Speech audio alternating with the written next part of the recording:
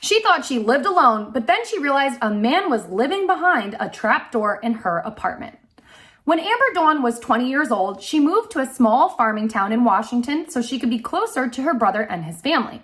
She lived alone in a one-bedroom apartment located at the base of Mount Rainier, or at least she thought she lived alone.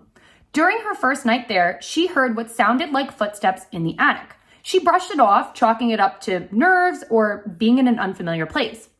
She noticed that there was a trapdoor in the ceiling that led to the attic. However, she never stepped foot in it. Amber worked 3 jobs just to stay afloat, so she wasn't home often. But over the next few months, she started to notice some strange activity happening in her apartment.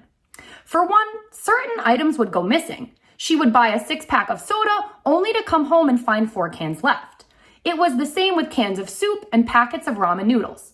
She blamed the missing food on her brother since he lived 3 blocks away and had a spare key to her place, although looking back, it was clear that he wasn't the culprit. Otherwise, there would have been dirty dishes lying around. One day, her apartment flooded. She had just gotten a German Shepherd puppy, which she kept in the bathroom while potty training. When she returned home, the puppy was in the sink.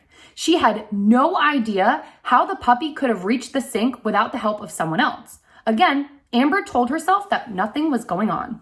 Then, for the first time in 6 months, Amber took a day off work due to sickness and laid on the couch all day. At nighttime, she drew a bath.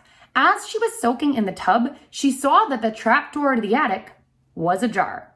That's when it dawned on her. Someone was living in her apartment with her. She assumed the person was a man because they had been tall enough to access the trapdoor without a ladder. My first thought was, if they had wanted me dead, I would be dead, Amber wrote in an article for The Guardian.